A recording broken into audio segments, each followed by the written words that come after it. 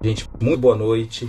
A nossa conversa hoje é de papo reto. Vocês devem ter, claro, acompanhado diversas notícias a partir da tarde, de hoje de manhã, que já foi turbulenta. Hoje à noite nós já temos um cenário muito curioso para o nosso planeta, a ponto de vermos a Índia com 1 bilhão e 300 milhões de habitantes adotando quarentena em todo o país, com dimensões continentais, como o Brasil tendo apenas 210 milhões. Então merecemos agora refletir, não somente olhando para o nosso umbigo, Brasil, mas aprendendo com os nossos colegas. Enquanto nós tínhamos países de primeiro mundo tomando decisões e a China pertencendo ao BRICS, né? Então Brasil, Rússia, Índia, China e África do Sul. Desses países, então, o Brasil teria como espelho a China, mas ali só houve uma circunscrição na região de Wuhan, mas agora a Índia, país que está em ascensão e desenvolvimento, toma uma decisão semelhante aos países de primeiro mundo. Eu vou começar essa abordagem com vocês hoje lendo uma frase que foi publicada recentemente numa revista que foi a New England Journal of Medicine. Eu vou ler aqui conforme o texto afirmou e depois eu posso compartilhar com vocês. Coloquei nos stories, inclusive, a capa desse artigo. New England Journal of Medicine, falando sobre a conduta dos ingleses. Os ingleses o que disseram? A gente vai agir no momento apropriado e de acordo com a ciência. Essa era a frase dos governantes, né, do primeiro-ministro inglês. E aí a revista fala: muitos médicos e cientistas pressionaram o botão de pânico, mas o alarme, se ouvido, não foi acionado publicamente até a 3ª semana de março, que é a que nós passamos agora. Então vou ler de novo.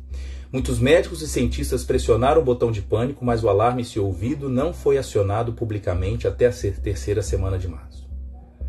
Todo mundo espera que seus instintos, a experiência de outros países e agora os outros modelos estejam errados. A Inglaterra mudou de ideia. Quando eles sondaram os epidemiologistas que apresentaram um estudo específico para a Inglaterra, eles se assustaram com o que havia de vir nas próximas semanas. E eu vou compartilhar com vocês aqui qual é a imagem que a Inglaterra, o Reino Unido, tomou uma decisão completamente oposta ao que a gente tem ouvido aqui de alguns fascinados apenas pela economia no nosso país. Então, deixa eu compartilhar aqui com vocês. Este é o gráfico. Deixa eu só diminuir aqui o som.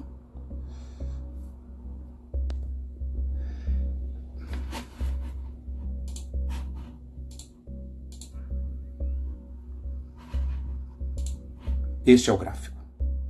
Esse aqui mostrando pra gente. Essa era a curva aqui se a Inglaterra não fizesse nada. Aqui fechando escolas e universidades, qual seria o impacto do pico da infecção? Aqui isolando os pacientes que tiveram casos positivos. Aqui em amarelo os casos positivos e fazendo a quarentena. E aqui o isolamento total com quarentena e distanciamento social. Esse aqui que o Brasil atualmente está atuando. A Inglaterra, queridos, não queria fazer nem esse, nem esse, nem esse, nem esse. A primeira coisa era assim, os ingleses falavam assim: vamos deixar todos irem contraindo o vírus e ao longo dos dias vamos observar a resposta imunológica acontecer em todos os indivíduos. E vamos passar por essa. Só que tem um detalhe, quando eles mostraram qual é o sistema de saúde inglês, essa linha vermelha aqui embaixo, ó. Esse trabalho que eu estou mostrando para vocês e posso compartilhar foi publicado pelo Imperial College. Agora, olha a data, 16 de março de 2020. Então eu estou aqui abrindo a caixa preta de uma conversa que geralmente é feita aí nas mídias, né? Os estudos mostram o que é o tal do achatamento. Está aqui, ó. O achatamento então da curva, olha, observem, queridos. A coisa como é séria. Nesse caso, fazendo distanciamento social, isolando e prometendo que o que está sendo cumprido agora, né, hoje no nosso país, a Inglaterra ela ainda está muito acima do que o sistema pode comportar. Então é o seguinte, o que vamos passar nas próximas semanas, tomara que esses estudos estejam equivocados, mas nós não temos uma projeção totalmente voltada para o nosso país. A gente tem se espelhado no comportamento da China, da Itália. A Espanha olhou para a Itália e demorou também. Hoje já ultrapassou o número de mortes comparado à Itália. Os Estados Unidos, é bom lembrar que existe uma disseminação ao país, mas a região do norte, próxima de Nova York, é onde tem a maior quantidade de pacientes infectados e está tomando a decisão também do isolamento. Então, hoje, qual é a nossa maior possibilidade de fugirmos, então, de um pico exagerado? Eu gostei muito de uma frase que foi dita pelo governador de Goiás, e ele só errou o nome da substância, que não é cloroquina, é cloroquina, mas ele usou agora no jornal, falando assim: é uma pena ter o nosso chefe de Estado querer dispensar cloroquina na porta do Palácio do Planalto para resolver esse problema. E ele está certo. Essa frase dele está correta. Enganado é o povo que acha que está tudo resolvido pelos estudos que estão acontecendo com a cloroquina. Calma.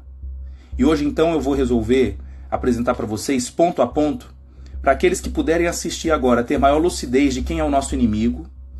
E quando a gente passa a conhecer melhor o inimigo, aí sim, depois de conhecer o inimigo, nós vamos entender quais as estratégias que podem ser feitas, as que estão sendo realizadas já, e qual é a nossa perspectiva para as próximas semanas. Beleza?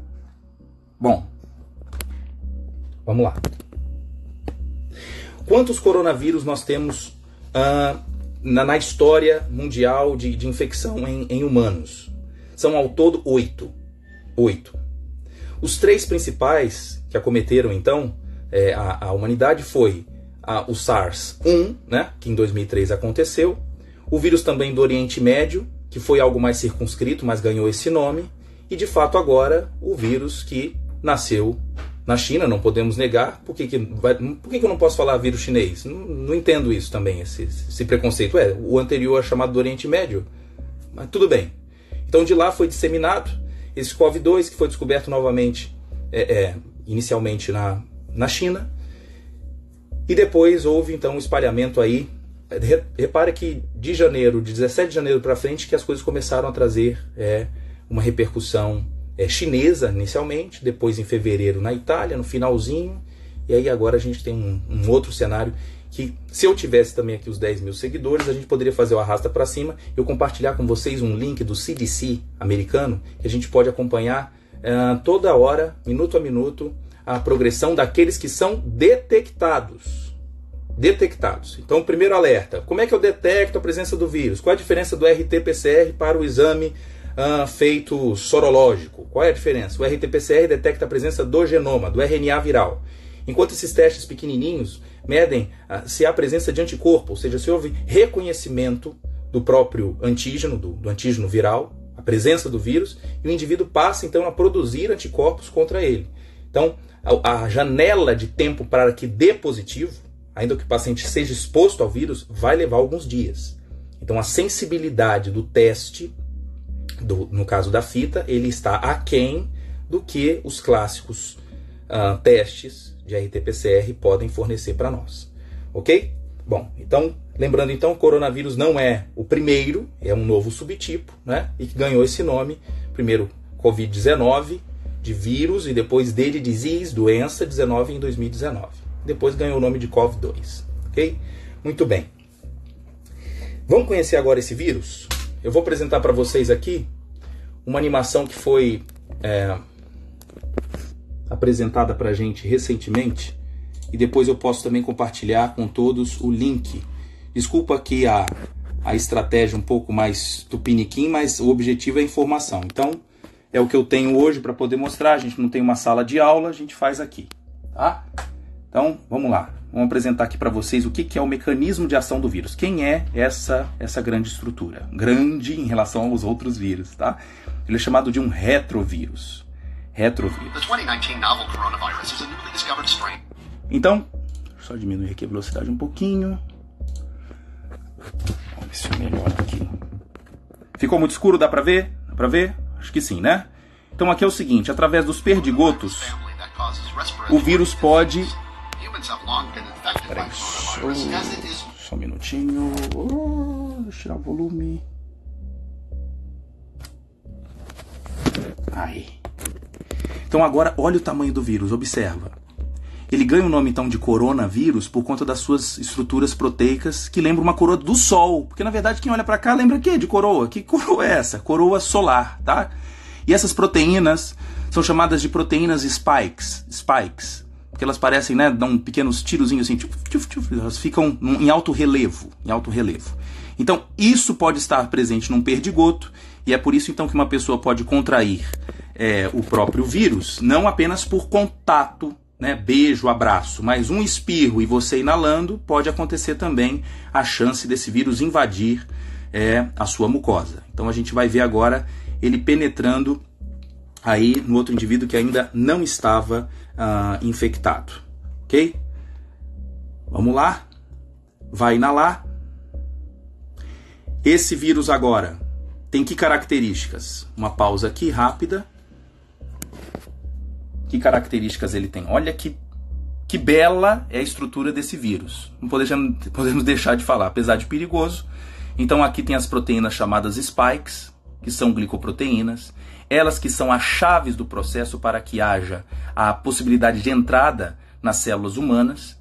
Ok? Ele tem também algumas outras proteínas chamadas de M, E, e tem um envelope.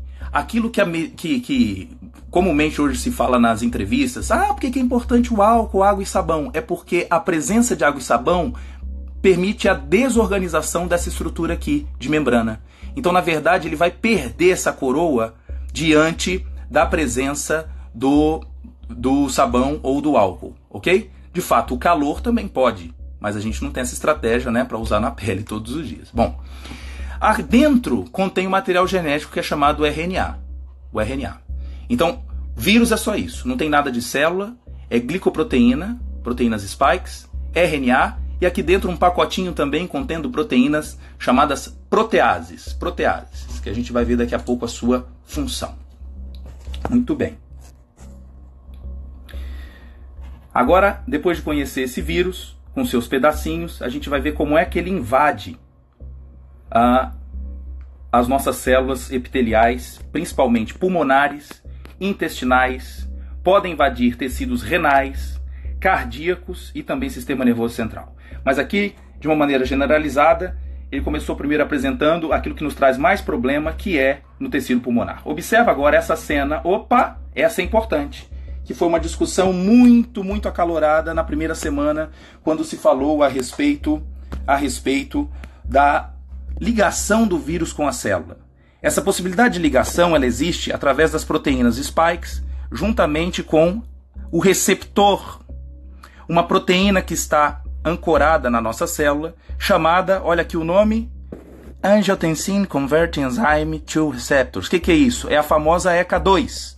Essa conversa da ECA2 é porque ela já está na nossa membrana com outra função biológica. A função dela é converter angiotensina 2 em angiotensina de 1 a 7, com função de importante efeito cardiovascular, protetor. Mas que pena, aquilo que é bom para uma coisa, para o Covid, só para ele passa a ser bom, porque para nós virou uma porta de entrada. Então é aqui que ocorre a discussão se pacientes que usam enalapril, losartan e companhia poderiam ter maior susceptibilidade a essa chance de entrada. Nós não temos nenhum dado experimental que prove isso. A gente só sabe que quem usa inibidores da ECA podem ter maior número dessas chaves aqui. Então cabe observarmos ao longo das próximas semanas, dos meses, como é esse comportamento. Ok? Assim é a ciência, a gente tem que caminhar dessa forma. Bom, depois que ocorre então a adesão desse vírus, juntamente com esta possibilidade aqui de ligação com a ECA2, esse vírus pode... que isso? O vírus fez... Você viu o que o vírus fez? O vírus entrou na célula. Ele é muito safado. O que ele faz? Ele funde a sua membrana com a própria célula, com a célula epitelial, e agora a gente vai ver como ele vai ser recepcionado. Então olha agora com quem que ele vai interagir. O próprio vídeo aqui omitiu uma cena. passou muito rápido, que é um contato que existe do vírus com a estrutura dos lisossomos. Então é o lisossomo que faz uma prévia digestão desse vírus para que ele libere essa capinha aqui, ó. Liberando a capa, agora eu tenho material genético que pode ser cuspido para fora. E é esse pedaço aqui de RNA que vai agora temporariamente escravizar a máquina celular. Então onde eu estou aqui agora? Eu estou dentro de uma célula. Aqui a gente vê o núcleo, do lado de cá, eu vejo o núcleo. Aqui eu vejo uma coisa chamada retículo endoplasmático. E é aqui que a parada acontece. Aqui é a fábrica de proteína. É aqui que o vírus chega e fala assim, agora a casa caiu. Sou eu agora que vou pegar o meu material genético, colocar agora, passar pelo ribossomo de vocês e agora a fábrica que vocês tinham para outras coisas, eu sou o dono. Então ele manda o material genético e agora as produtoras de proteínas da célula passam a trabalhar para o vírus. Olha lá, o RNA mensageiro passando e produzindo as proteínas de quem? Do vírus. Observa a ousadia desse coronavírus. Então agora a célula passa a trabalhar todos os dias produzindo proteínas, sendo armazenadas no chamado complexo de Golgi e liberando essas proteínas para se formar quem? Um novo vírus. Então quantos deles saem da célula? Quantos saem? Milhares. Para entrar em quem? Em outras células. Infelizmente, a célula que passa a trabalhar escrava dela, passa nos próximos dias a não conseguir se manter viva. Ela entra numa morte programada que nós chamamos de apoptose. E aí olha agora só numa analogia aqui, quantos vírus formados. Lembra aquela historinha dos porquinhos? Quando o primeiro porquinho saiu da casa que era de palha e agora esse que está nu corre para outra casa? E o outro que era casa de madeira, caiu a casa, agora ele entra na casa de alvenaria. E é assim, o vírus agora nu, ele passa a ter chance de entrar em quem? Nas outras células. Então é por isso que no primeiro dia que o exame é feito, às vezes não se detecta a carga viral porque ainda não houve chance do vírus conseguir se multiplicar. Ao longo de alguns dias, quando a contagem viral passa a ser mais expressiva, o resultado passa a ser positivo. Para quem primeiro? Para o RT-PCR. Num segundo momento, outras células vão detectar a presença do vírus e vai estimular agora a produção de anticorpos através dos linfócitos B. Legal? Legal é, bonito é, mas toda essa nossa conversa é para a gente entender como que os pesquisadores chegam para elaborar hipóteses de tratamento. Então, assim, é de chorar a gente tentar investir tanto em educação nesse nosso país, zelar pela ciência, zelar pela seriedade das pesquisas. E o mesmo governo que estimula, por exemplo, a educação e fala então dos alunos que têm a nota de PISA lá embaixo, porque sabe pouco matemática, português, bom, então o que adianta estudar nesse país? Se agora, de fato, a ciência deveria ser o grande norteador, tudo bem, não precisa pilotar o navio, mas esse piloto deveria olhar para trás e falar assim, quem pode me dar a voz aqui para saber que lado eu tomo? É para frente? É recuar? É para o lado? Porque eu tenho um iceberg ali na frente. E agora olhar então para a cloroquina e ouvir de um Trump. O Trump é o quê? Médico? O Trump que eu sei é rico e presidente dos Estados Unidos. Tem uma história maravilhosa como engenheiro. Agora eu vou ouvir que a cloroquina é a razão. Olha, se você abrir a literatura desde 1918, quando a gripe espanhola estava a pico, porque ainda havia a Primeira Guerra Mundial, a recomendação médica da época era se isole. E o interessante, tome algum pouquinho de sais de quinino. Quem puder comer um pouquinho também vale a pena. Essa história não é nova. Vamos ouvir então o que a literatura diz e aprender com o tempo. Atualmente, quando se fala não está havendo os estudos, tem de fato que haver os estudos. Tem que acontecer. Aí aparece em paralelo um videozinho que corre no WhatsApp. Infelizmente, às vezes a mídia escorrega no que quer ser sempre a do furo de reportagem. É o quê? É o que está acontecendo? O quê? Então, peraí, no hospital de São Paulo, é mesmo? Então uma senhora foi melhorou com cloroquina. Sim, e quantos morreram? E quantos morreram nessa história? Que palhaçada é essa? Ah, não, porque eu não vou falar aqui o nome da empresa. Ah, a empresa agora já começou os estudos. Justamente, enfatiza a palavra, já começou os estudos. Já foi submetido o quê? O sistema chamado Plataforma Brasil. Plataforma Brasil, o que é Plataforma Brasil? Uma forma de você conseguir registrar via online quais são os estudos que a gente desenvolve de forma clínica, como eu faço aqui em Vitória. Qualquer estudo que a gente submete com os meus alunos de mestrado e doutorado e o ensaio é feito em humanos, nós precisamos fazer primeiro um registro na Plataforma Brasil para que o estudo seja aprovado. Do contrário, eu não posso fazer o estudo. Então é isso que essa empresa de São Paulo fez para ganhar agora notoriedade? Ora, sejamos sinceros, o que se faz é apenas uma abertura de estudo para investigar se a hidroxicloroquina é eficaz. E com um N de um paciente, pelo amor de Deus, está repetindo o mesmo dado agora da França, só porque apresentou um dado. O que eu devo fazer, na verdade? É observar ao longo das semanas. Com o quê? Melhora do estado do paciente, de fato tempo de recuperação, contagem de carga viral. Ótimo. Agora tem um detalhe desses estudos. Como agora existe uma certa exigência de rapidez de resposta, existe um viés. Os estudos não são duplos cegos. O que é um estudo duplo cego? O paciente, nem o próprio prescritor, os dois sabem que estão sendo tratados pela hidroxicloroquina. E qual é o ponto disso? Existe o efeito placebo, que tanto contamina muitos exames, muitos ensaios. Porque o indivíduo que trata sabe. Então o que acontece? Aquele que não é tratado, inconscientemente pode haver do observador uma forma mais comedida de fazer uma análise da tomografia. Do outro que já, aquele está sendo tratado, olha lá, faz a tomografia, repete lá de novo, vamos ver se o vidro fosco deu uma sumida, vai lá, a contagem viral, vai lá. Então existe, queridos, não estou falando de maldade do observador, isso existe para qualquer ensaio experimental ou clínico. O ideal é que seja feito sempre testes cegos, ou chamado double blind, que o paciente não saiba, primeiro de tudo, que seja blind. Agora, double blind seria o must. Agora, neste momento, não vai acontecer. Então, mesmo com o estudo que aconteça no Brasil com hidroxicloroquina, ainda vai ser uma evidência. Uma evidência.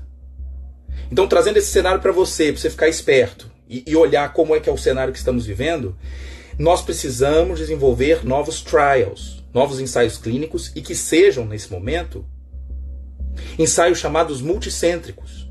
O que é um multicêntrico? Ele não pode ser realizado só no Brasil. Então eu vou te atualizar agora quais são os dois trials, que foi inclusive mostrado ontem pela revista Science, quais são os dois principais que já começaram no mundo. E eu vou te falar então o nome deles. Um deles se chama Solidarity, ou do inglês solidariedade. E um chamado Discovery, que é descoberta. São dois estudos multicêntricos. E eu vou te falar aqui quais são os países envolvidos em cada estudo desse, tá bom? Então, para não pecar em nenhuma informação para você, eu vou te atualizando agora ponto a ponto, ok? O primeiro deles, chamado Solidarity, ele é um consórcio, então, de países compreendidos na América do Sul. Quem? Argentina. Acabou. Não tem mais nada na América do Sul. Bahrein, Canadá, França, Irã, Noruega, África do Sul, Espanha e Suíça. Vou repetir. O estudo Solidarity vai envolver um país da América do Sul, Argentina. Aí depois, Bahrein, Oriente Médio. Canadá, França, Irã, Noruega, África do Sul, Espanha e Suíça.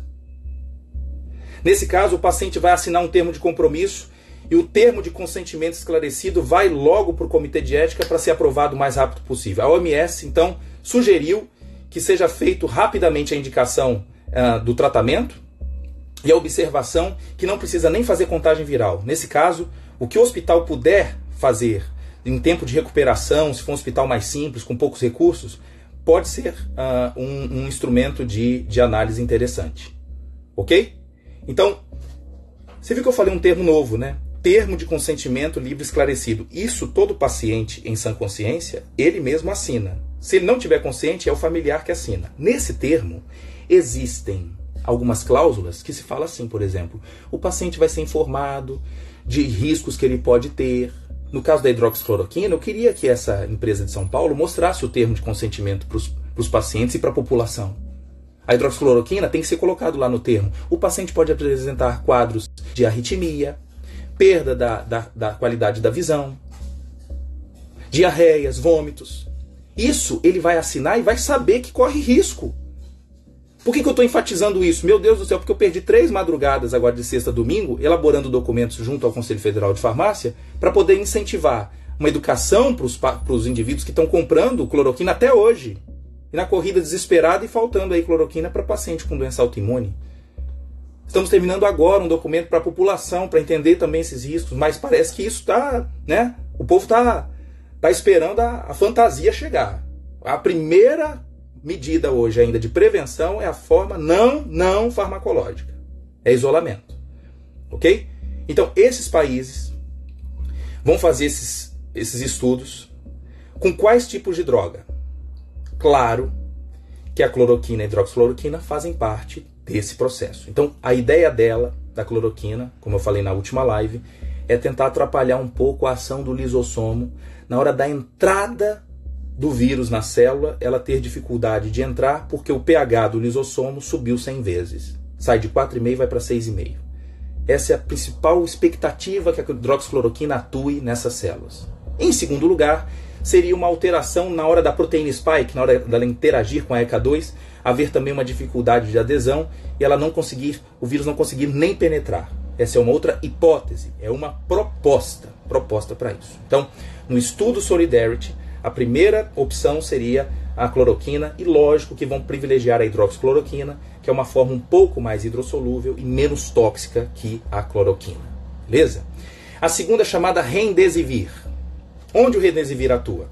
Agora com a imagem, quem quiser depois assistir a live de novo com as etapas e voltar lá aquele filminho, né, vai ver que o RNA que sai do vírus precisa sofrer replicação.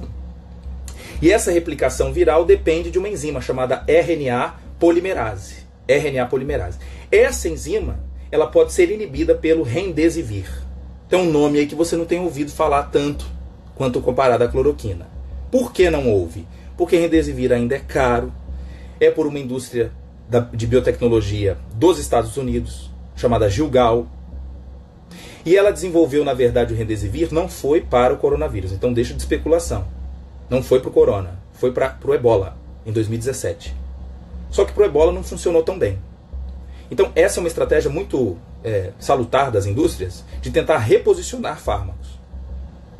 Um fármaco que não deu certo para uma doença pode ser, então, uma novidade, porque do ebola também é um retrovírus. Então, a intenção é atrapalhar o momento do RNA passar pelo ribossomo em alta quantidade, e então não há a chance de produção das proteínas. Beleza? Então, anota aí. Primeira opção seria a hidroxicloroquina.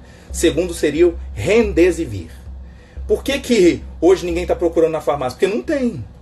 Não tem ainda Remdesivir. E quando vier, se funcionar, nós vamos ter um problema. A quantidade ainda de produção é muito baixa. Então, a gente até torce para que a hidroxicloroquina tenha o seu efeito, porque já é abundante e tem alta chance de produção em vários países, né? Lembrando que o Brasil não tem capacidade de produzir cloroquina, e sim de fazer a forma farmacêutica na forma de comprimido, ok? Mas ela importa a substância ativa de origem da Índia e de muitos países asiáticos. Terceira opção é o ritonavir com o lopinavir. 2 antivirais. Esses antivirais são usados no HIV há muito tempo. E qual seria a estratégia deles para o coronavírus? Vocês viram que quando o RNA passa no ribossomo, existe uma produção alta de proteínas, só que essas proteínas elas saem repetidas. É como se uma indústria de chocolate fosse fazer barras de chocolate. É lógico que não sai uma barra, embala, faz a outra. O que você acha que acontece lá na Garoto, na Nestlé e companhia? Faz uma fileira enorme de chocolate e depois vem uma navalha cortando. Pá, pá, pá, no ponto certo. Corta no ponto certo. Esse corte que na indústria é uma navalha, no vírus se chama protease. Então qual é a proposta? É usar agora o lopinavir para inibir esta navalha. De forma que o vírus pode até entrar na célula, mas na hora de gerar a estrutura final não tem como, porque não tem navalhas para cortar os pedacinhos, entre aspas, de chocolate. Entenderam minha analogia? Lopinavir tem essa função. Agora, o ritonavir, por que está associado? Porque, infelizmente, o lopinavir sozinho, quando ele entra também na corrente sanguínea, nós mesmos temos enzimas, as proteases, que podem degradar o lopinavir. Então, a função do ritonavir é uma interação medicamentosa muito interessante. Aliás, você que pretende fazer o curso online de interações medicamentosas, ele está aberto até dia 30, né? Segunda-feira, mas tudo bem. Lopinavir é uma droga que, na presença do ritonavir, aumenta-se a concentração plasmática do lopinavir. Aumenta a concentração. Para quê? Para aumentar a sua biodisponibilidade, aumentar a chance dele entrar na célula e conseguir inibir essa ação das navalhas. Infelizmente, os dados até agora mostram um efeito um pouco comedido. Publicações recentes no New England Journal of Medicine mostram pacientes tendo uma resposta muito ruim ao lopinavir, mas ressalta-se de que esses pacientes tinham um quadro muito avançado do Covid, né? Mas mesmo assim não perderam as esperanças. E aí me leva à reflexão. Olha, às vezes um dado negativo do ritonavir e lopinavir fazem com que ainda ele não seja desistido dos ensaios, como acontece aqui no Solidarity. E da mesma forma, o sucesso da hidroxicloroquina com uma vovozinha de São Paulo também não é motivo para a gente falar, tá tudo resolvido, vamos agora produzir no Rio e disponibilizar para o Brasil inteiro. Não. Então vamos respeitar aqui as áreas. De fato, a gente olha lá para o Paulo Guedes, um cara que tem uma formação maravilhosa na área de economia. Agora, poxa, vamos entender essa coisa da saúde, poxa. Vamos ouvir. Quarta opção. Então nós falamos aqui hidroxicloroquina, remdesivir, ritonavir com lopinavir, que é um antirretroviral usado para HIV. Então veja, um era para ebola, outro para HIV, e agora vamos tentar, porque é o que está pronto. É lógico, gente. Qual indústria farmacêutica agora que não quer inventar um medicamento para o Covid? A busca tá... Tem gente virando noite aí, indústrias tentando, porque quem conseguir, né, galinha dos ovos de ouro, é verdade. Mas a gente vai tentar agora, tentar reposicionar um fármaco que já esteja em plena síntese. Tá bom? Outra chance é o ritonavir com lopinavir, sendo associado com uma citocina chamada interferon, que tem ação imunomoduladora. Então, uma outra proposta é perceber se o interferon poderia atuar como um agente imunomodulador para melhorar a ação antiviral através do próprio sistema imunológico. Essa é uma proposta um pouco mais, entre aspas, cara e menos viável para a população de uma forma geral. Então, desses 4, se os trials mostrarem um ensaio, um resultado bom com hidroxicloroquina, a gente pode pensar num desfecho muito melhor até junho. Agora, se falarem que só o remdesivir funciona, aí nós estamos em outra fase, outra pergunta, se o nosso semestre não está, entre aspas, perdido do ponto de vista econômico, político, e nós aqui não podemos aproveitar, né, gente, esse momento tão assim de nuvens escuras, para agora ficar com partidarismo, Não, gente. Agora é o momento da gente se unir. Não é possível que nem na crise a gente volta à essência da humildade. A palavra humildade significa humus, e eu já falei isso. A gente está todo mundo no mesmo barco, é pó. E fica agora alguém querendo tirar vantagem desse contexto. Me ajudem. Nos ajudem. Vamos nos ajudar, né? Uma outra droga possível para entrar nesse trial é o favipiravir. Favipiravir é uma droga japonesa que foi também desenvolvida há alguns anos atrás com uma possível ação contra o Covid, mas ainda os seus ensaios, as respostas não são tão exitosas quanto o restante. Então aqui existe uma possibilidade dele entrar no estudo, o estudo chamado Solidarity. Então, fechando aqui, só o primeiro trial é cloroquina, hidroxicloroquina, remdesivir, lopinavir com ritonavir, ritonavir com lopinavir mais interferon, e uma possibilidade de entrar a droga favipiravir japonesa. E também não sei se a Toyama Chemical do Japão, que é uma indústria, teria capacidade de produzir isso para uma população a nível mundial, né? Bom, segundo estudo é o chamado estudo Discovery. O Discovery vai ser realizado com 3.200 pacientes, e não com a vovozinha de São Paulo. Também vai passar por comitê de ética. Já passou porque a OMS também liberou. Então eles estão livres para fazer vários tipos de medições, inclusive se puder fazer medição de carga viral, também vai acontecer. 3.200 pacientes, pelo menos em 7 países. Só a França vai ter 800 pacientes, em vários hospitais distribuídos na França. Agora, olha só os países. França, Espanha, que está passando já uma perrengue. Eu fiz pós-doutorado na Espanha agora, em 2018. Morei em Santiago de Compostela, tinha um professor aqui conosco há 2 semanas atrás, voltou para lá e contactamos diariamente. Ele disse que está também sob isolamento há mais de 2 semanas no norte da Espanha, na região da Galícia, que ainda não é uma região de surto pleno. Então é outra reflexão, né? Madrid, que tem os principais focos, a Catalunha, né? Região de Barcelona, mas mesmo assim lá ele está aquartelado. Então, França, Espanha, Reino Unido, Alemanha e Países Baixos. Então, o Discovery tem uma peculiaridade de um poder de estudo multicêntrico mais comedido, porque é mais um estudo europeu. E quais são as drogas usadas? As mesmas que eu citei antes. Remdesivir, lopinavir e ritonavir, com interferon e a hidroxicloroquina. Nesse caso, o Discovery só optou por não inserir mais a cloroquina. Então, quando hoje se fala muito da cloroquina, já convertam todo esse raciocínio para hidroxi.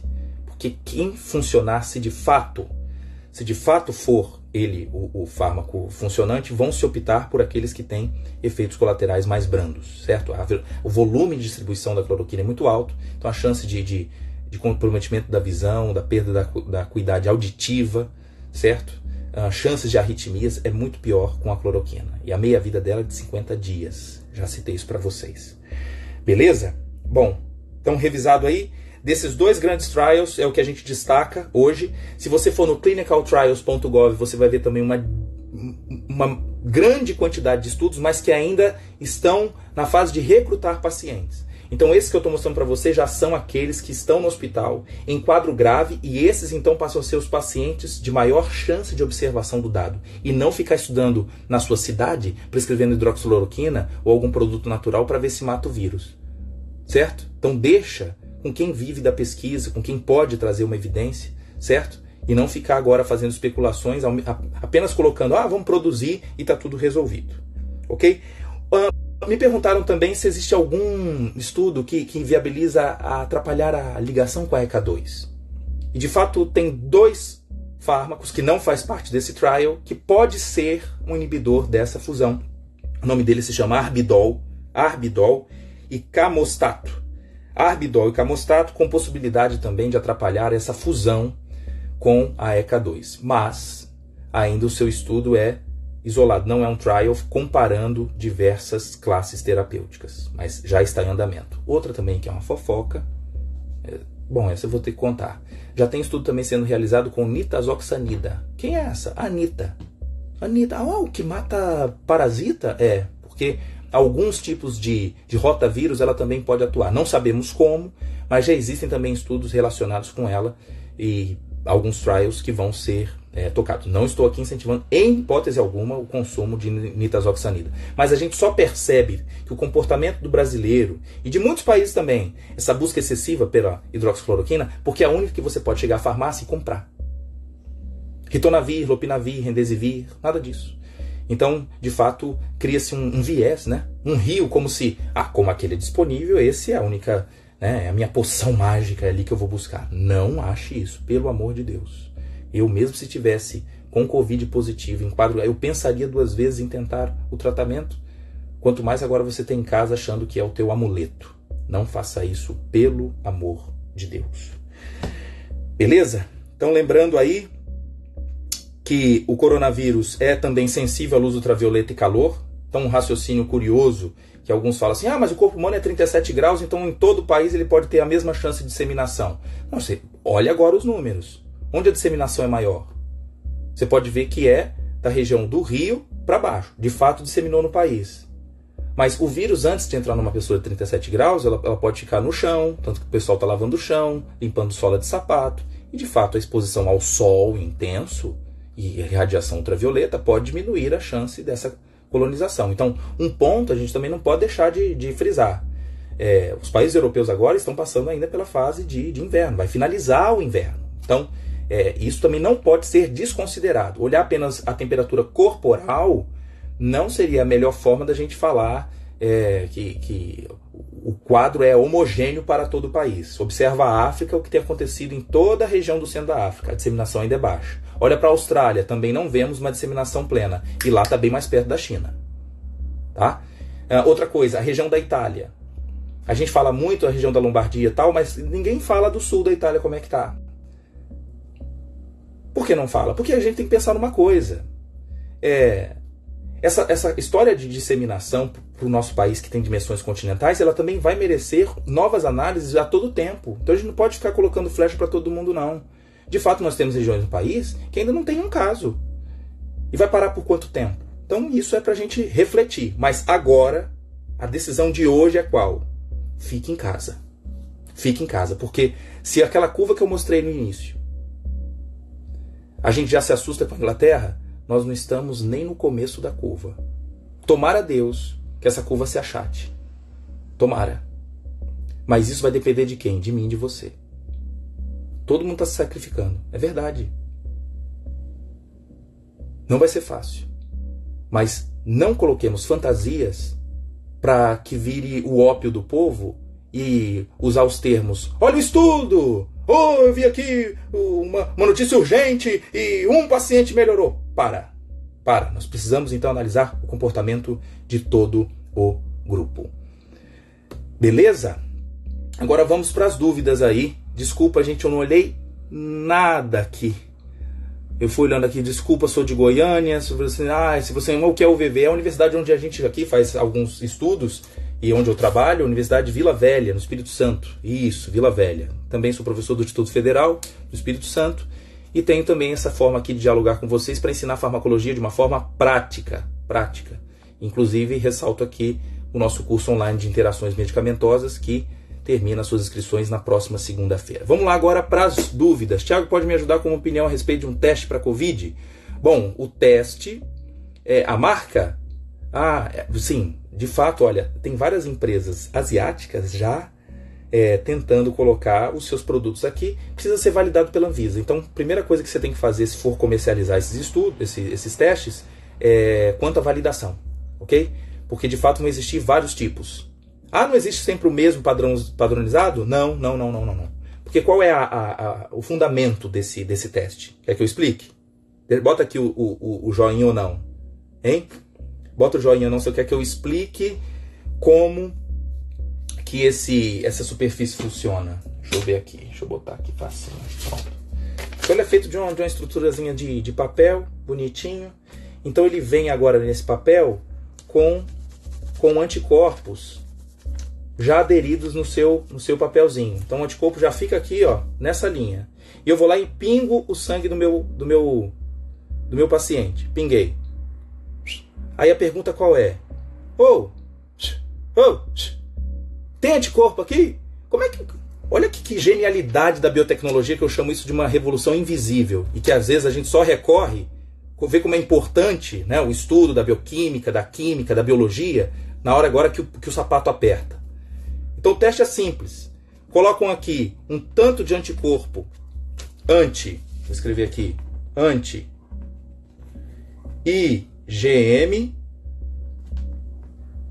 e anti-GG. Anti-GM, e anti-GG. Peraí. Gente, escrevi muito feio, que eu estou escrevendo rápido. Me perdão, peraí, vou fazer bonitinho aqui. Anti-IgM,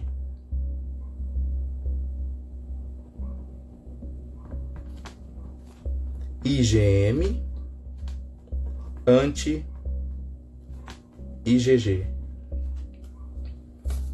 Fica assim, ó. Aí aqui ele fica cheio de anticorpinho aqui, ó, bonitinho. Aí o que põe aqui na frente? O sangue da pessoa. Será que tem anticorpo para ele? Bom, como é que vai saber? É que existe uma outra superfície aqui na frente que já está cheia dos pedacinhos do vírus. os pedacinhos do vírus. Então é por isso que os kits anti-Covid jamais poderiam ser desenvolvidos em novembro, porque eu não conhecia o vírus, certo? Então aqui fica onde o vírus se aloja. Aqui eu coloco o sangue. E como esse papel está todo seco, por capilaridade o sangue sai daqui e migra. Então se o paciente produzir o anticorpo, o que vai acontecer? Ele vai correr, passa pelo vírus, liga. Opa, aí agora eu já tenho um complexo. Complexo, anticorpo, vírus. E ele continua andando. Mas quando ele chega nessas barreiras aqui, é como se fossem barreiras policiais. E agora eu tenho anticorpos, anti-IgM, anticorpos anti-IgG. E quando então gruda aqui, forma um complexo que fica insolúvel nesses meios. Ficando insolúvel nesses pontos, dá uma banda positiva. Então aquela linha positiva que apareceu até uma repórter fazendo lá no Fantástico, domingo, revela que ocorreu uma ligação do anticorpo com o outro anticorpo produzido pela pessoa que foi infectada pelo Covid. Por isso que aparece então um resultado positivo. Então esse exame aqui, que é o simples, o teste drive-thru, que o pessoal vai passar a importar e vender, o princípio é esse. Só que a qualidade tem que ser avaliada porque a gente não sabe qual é a sensibilidade desse teste. Entre as empresas pode haver uma certa concorrência. Então qual é o papel da Anvisa? É validar o teste para dizer se ele de fato tem uma boa acurácia, ou seja, se o paciente infectado vai ser detectado quando tem o anticorpo. Beleza? Quanto tempo demora para produzir os anticorpos? É uma boa pergunta. Por exemplo, para HIV demora 2 meses em média. 2 meses em média. Agora, para o Covid, a gente não tem a certeza ainda. Porque eu teria que infectar uma pessoa de propósito, eu saber assim, o dia que a pessoa foi exposta foi aquele. E agora vamos observar todos os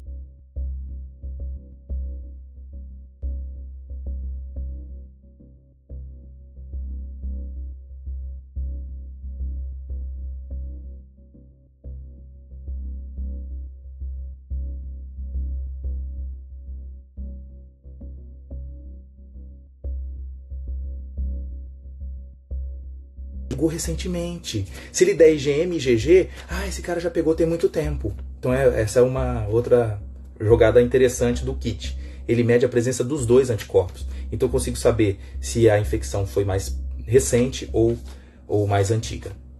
Beleza? Quase uma cromatografia em papel. Sim, só que essa é mediada por anticorpo, né?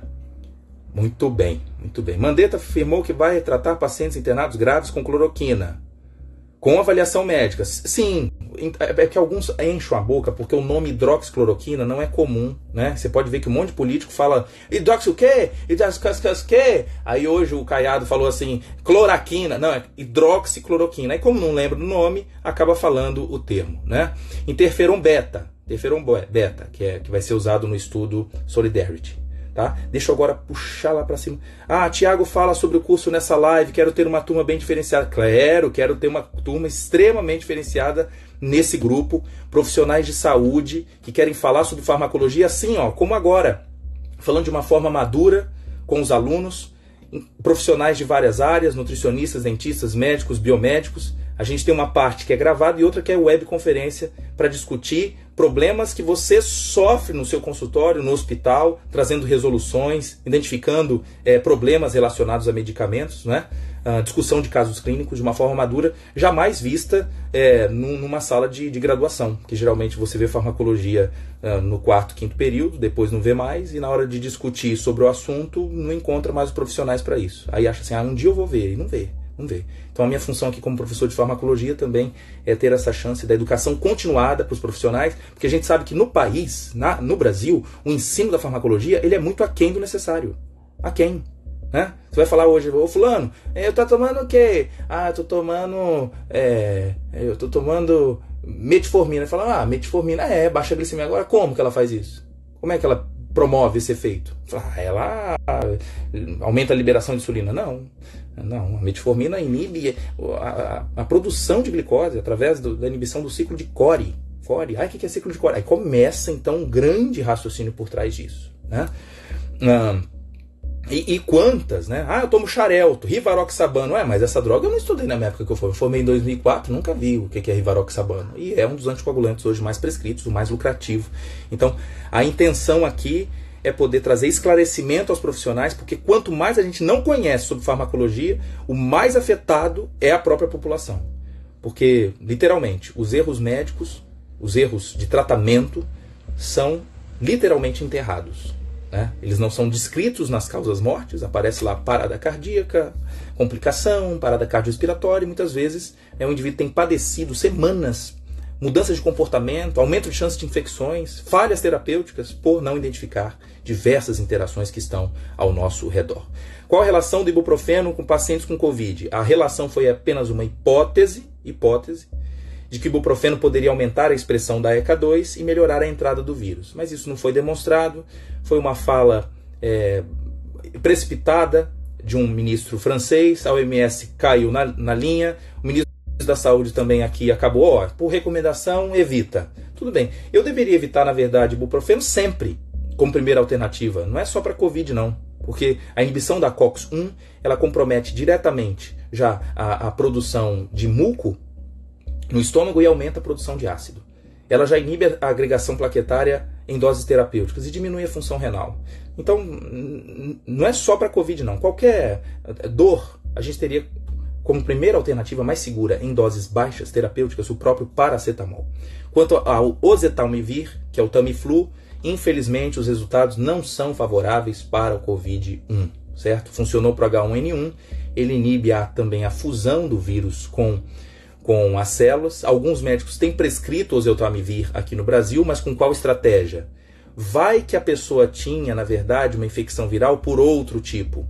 E se ela melhorar, então eu acabo excluindo a chance do Covid-19. Se ela não melhorou, né? Então é uma forma de tratar com uma função diagnóstica, tá? Oseltamivir, que é o Tamiflu. Tamiflu é a mesma conversa nossa. Oseltamivir é o nome da substância ativa, Tamiflu da Roche, né? Que foi muito consumida de fato em 2009, mas hoje não faz sentido para o Covid-19. Beleza? Bom, onde trabalho está fazendo isso? Sim, está fazendo não para estudar o efeito do Covid. Repito, o oseltamivir está sendo usado para uma diferenciação na resposta. Se o indivíduo melhora com o oseltamivir, e eu ainda não sei se é Covid-19, eu passo a concluir que é um outro vírus. O H1N1 ainda está aí, né, gente? A gente não pode esquecer as outras doenças, tá? Mas eu não encontro testes clínicos com o oseltamivir para a Covid-19. Não seria melhor a dipirona? Bom, a dipirona é dotada também de efeitos colaterais em doses terapêuticas. Então, por que, por exemplo, na Europa, a gente tem poucos países que comercializam dipirona? Na Espanha não tem dipirona, na Alemanha também não, na França não. Pelos riscos de agranulocitose, de discrasias sanguíneas que ela pode provocar. Ah, mas ela está liberada no Brasil. Tá, e eu corro risco toda vez que tomo. É como você entrar num avião. Eu não tenho a 100% de garantia que você vai voar e chegar do outro lado. É tanto que você coloca lá o seu telefone, uma chamada de emergência, né? Meu pai, que não gosta muito de voar hoje, ele fala assim, na hora que tá fazendo lá o check-in, ele falou, oh, meu Deus, por que eu tenho que lembrar disso, chamar de emergência? Ele já fica triste, né, vai? Ele deve estar assistindo agora, mas é a realidade. A dipirona é como se a gente fosse colocar, né? Tô tomando, mas eu sei que eu teria uma chamada de emergência. Então, a dipirona é como se fosse assim, eu tenho 2 aviões para pegar. Eu tenho um Boeing 737 e tenho um teco-teco de hélice. Qual dos 2 eu tenho mais chance de cair? Pergunte os pilotos. Né? Você estaria mais seguro com quem? É a mesma história da dipirona com o paracetamol. O paracetamol, em doses terapêuticas, ele é isento de problemas de discrasia sanguínea, alergias graves, síndrome de Stevens-Johnson. Ok? E a dipirona, ela é dotada desses riscos. Beleza? As pessoas estão acabando com a vitamina C na drogaria. Por que você acha que chegou a esse ponto? Porque as pessoas não querem cair no caos mental. Então, essa notícia de Linus Pauling desde a década de 50, de que tomando vitamina C ele teria uma proteção excelente contra vírus, isso vira hoje um comportamento irracional. Lembrando que vitamina C, principalmente em homens, aumenta a chance de cálculos renais. Cálculos renais. Depois eu posso compartilhar com vocês na literatura, isso é claro. A quantidade de vitamina C contida em um comprimido efervescente de 1 grama equivale à necessidade de 2.200% de vitamina C por dia. Então, o que eu faço com grande parte dela? Ela é excretada na urina, acidifica a urina e aumenta a chance de formação de cristais de oxalato de cálcio e de ácido úrico. Beleza? Sob a losartana. Então, losartana e os inibidores da ECA.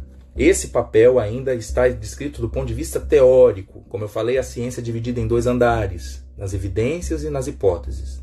Losartana ficou ainda nas hipóteses. Não convém estimular pacientes que usam losartana a suspender o tratamento. Nós não temos ainda nenhuma evidência disso. Beleza? Quero saber mais disso sobre o quê? Paracetamol? Ah, tá. E a gente tem também no YouTube, chamado Farmacologia na Prática, e de propósito eu fiz um vídeo provocativo, dizendo assim, o paracetamol não é hepatotóxico. Não é hepatotóxico. Você fala, mas como ele não é? Aí eu explico em detalhes que quem é o agente tóxico se chama N-acetilparaiminobenzoquinona. É um metabólito do paracetamol, que é formado então em condições muito especiais. Então fica aí a dica para você assistir esse vídeo lá no Farmacologia na Prática, no YouTube. Eu conto ali em 6 minutos essa história todinha. Beleza?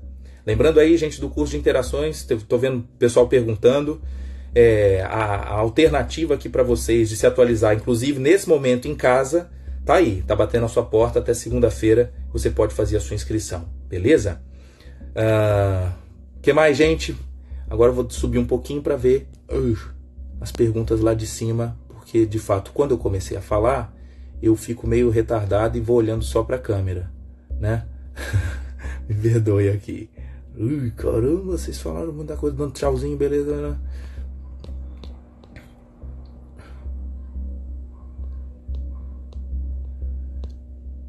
Peraí só um minuto aqui. Pô, gente, que legal que vocês gostaram aqui. Viram lá o vídeo, entenderam a entrada do vírus, né? Ah, falaram que eu fiquei bravo. Fiquei mesmo. Fiquei porque essas condutas assim, só porque o indivíduo é político, não, a gente tem que separar as coisas, né? E saber que a gente, na verdade, cada um constrói um buraco e a gente vai trocando informações. E isso, quem cresce é a população inteira, né? Então, minha função aqui é trazer luz àquilo que a gente já estuda há muito tempo. E parar, então, não é ter histeria, mas é também saber a realidade qual é, né? Bom, é verdade que já tem vacina para o Ebola? Está em desenvolvimento também, tá? Não temos aqui essa evidência plena. Beleza, beleza. Gente, havendo mais alguma dúvida, eu estou aqui à disposição. Do contrário, nós já estamos aqui. Uau, já está quase fechando aqui 1 hora.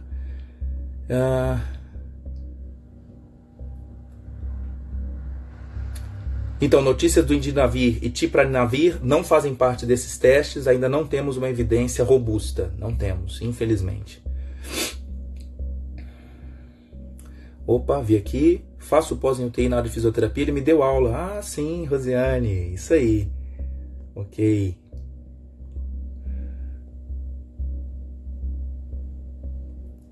O colega que perguntou, depois de pós-doutorado vem o quê? Não, aí o doutorado, na verdade, você passa a ter um domínio mais amplo sobre aquela área que você estuda e se torna, então, a tradução, né, um philosophical doctor. Porque alguns gostam de falar assim, nossa, fulano é graduado, ele tem mestrado, ele tem doutorado, ele tem até PhD. Não, gente, todo mundo que conclui doutorado, ele é um philosophical doctor. Ou seja, parte a palavra filosofia. Philo é gostar, zofia é pensar. Então ele gosta de pensar sobre aquilo porque domina essa grande área. Então, quando o indivíduo tem o PhD, ele concluiu o seu doutorado. Então, no Brasil, o indivíduo pode fazer toda a sua carreira no Brasil e ser PhD.